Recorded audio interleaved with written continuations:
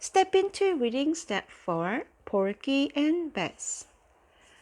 1. Perfect. Porky and Bess were best friends, but they could not have been more different. Porky didn't mind a mess. Bess liked things just so. Porky lived alone. He lived it that way. Bess had 3 kittens. Their names were 2, 3, Bunky. Porky didn't like children much. Sometimes Bess would come to visit Porky. Porky, Porky, Porky, she would say, your house is so messy. You should keep it neater. But Porky liked his house the way it was. He liked bread that was 3 days old. He liked to keep it on the kitchen chair. He liked to take his socks off every day and leave them on the floor. Once a week he picked them up and put them in the wash basket. Bess didn't like to bring her children over to Porky's house. She thought it was too messy. That was okay with Porky, but he didn't tell Bess that. Bess's house was perfect. When he went there, Porky was afraid to touch anything. The cups and plates were all lined up, littlest to biggest. There was not a speck of dust on the floor. All the kittens' toys were put away neatly. Bess, Porky would say, does everything have to be so perfect? I like things perfect, Bess said. The perfecter, the better. I just don't get it, said Porky to himself. One day Porky woke up early. He looked out the window. It had snowed a lot during the night. The 3 branches were still covered in snow. The big yellow sun made the snow glitter. It made a warm puddle of sunlight on Porky's blanket, but outside the snow wasn't melting. It was a good day to stay in bed. Soon there was a knock on the door. It was Bess and the kittens. We're going ice skating, said Bess. You should come with us. But it's so warm in here, said Porky. Besides, I want to start writing a poem today. The second Tuesday in April is poem reading day, and I want to have a poem to read. Come with us, Beth said. It will be fun. You can work on the poem later. Well, okay, said Porky, but he decided that he wouldn't skate. He would only watch. Porky put on his boots and his sweater and another sweater and his coat and his scarf and his mittens and his red hat. I'm ready now, he said. Off they went to the pond. It was very pretty with the snow falling on it. Bess and the kittens put on their skates. They glided out onto the ice. Really, only Bess glided. The kittens wobbled. Porky watched Bess skate. She was good at it, he had to admit. She swirled and twirled. She dashed and darted. Bess, how did you get so good at skating? Porky called to her. I practice a lot, said Bess. I want my skating to be perfect. Well, said Porky, I think it is perfect. As she did a beautiful backward triple flip, Porky had to admit that even though Bess was very different from him, her way of doing things might not be too terrible.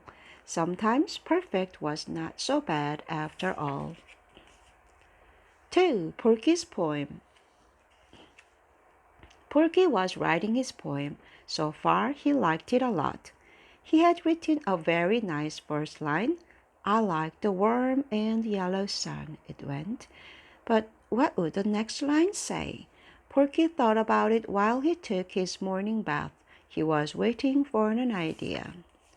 After his bath, Porky sat down to breakfast, and suddenly he had it. I like to eat a sticky bun. Porky wrote that line down before he could forget it. After breakfast, Bess dropped by. Bess, said Porky, I'm writing a poem. Do you want to hear it? Of course, said Bess. Said Porky, getting ready. The poem so far? I like it, said Bess. No, that isn't the poem, said Porky. It's just the part where I tell you that it's the poem so far. I see, said Bess. I'm ready for the poem now. So Porky read the first two lines. I like the warm and yellow sun. I like to eat a sticky bun. That is very poetic, said Bess. What comes next? It's not written yet, said Porky. I have to wait until it comes to me. Let me know when it does, said Bess. For the rest of the day, Porky waited for the next line to come. At last, just before bedtime, Porky had an idea. Bess is my very best friend, he said. I will make this poem be about her. He added two more lines. And when the day is at an end, I'm glad. Porky stopped writing and stared out the window. He was trying to figure out the next line.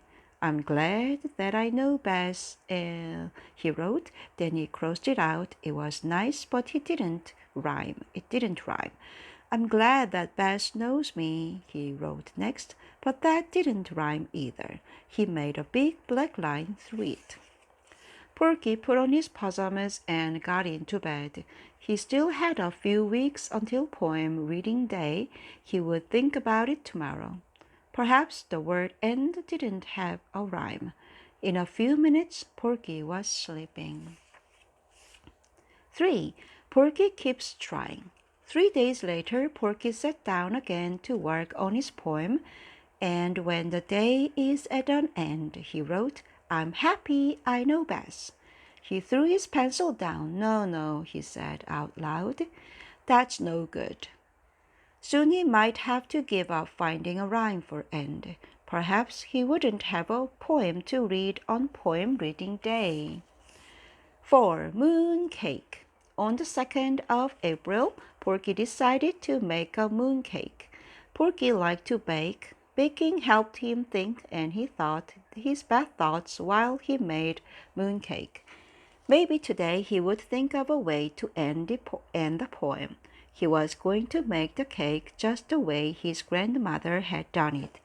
He had collected some moonlight in a can, just as he'd seen her do it. Everything he needed was lined up on the kitchen table. He had flour, milk, eggs, sugar, and sprinkles, and of course his can of moonlight. But when he took the lid off the can, he got a big surprise. The moonlight was gone. Without the moonlight, his cake would not be special. He was feeling very unhappy when Bess dropped by. She knew something was wrong before he even said a word. What happened? She asked him. My moonlight is gone, said Porky sadly. Oh, that's too bad, she said. She sat down beside him on the sofa. They looked into the empty can.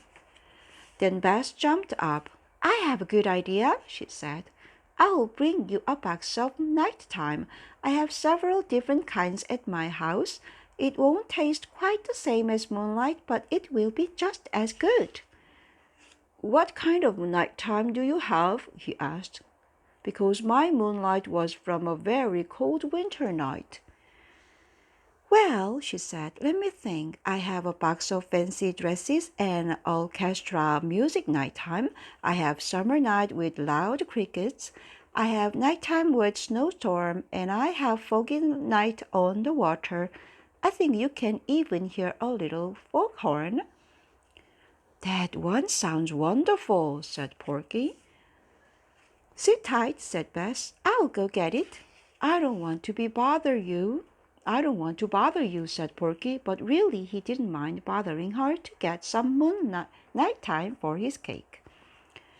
It's no bother, she said. My friend Georgina is looking after the kittens today. Bess went home in a few minutes. She was back with a blue box. Now, Porky, she said, this is very important. When we open the box, it has to be very dark in the house. Close the blinds. Porky closed the blinds. They peeked into the box. Sure enough, it was dark in there. Can you hear the foghorn? Asked Bess. Almost, said Porky. Porky mixed up the flour, the milk, the eggs and the sugar. He set aside the sprinkles to put on top. It was hard to see anything. Then it was time to add the night time. Bess helped him. They were very careful. Then they put the cake in the oven. They waited. It started to smell good. Finally, it was ready. Porky gave Bess the first slice. "How is it?" he asked her. He was a bit nervous. "Delicious," said Bess.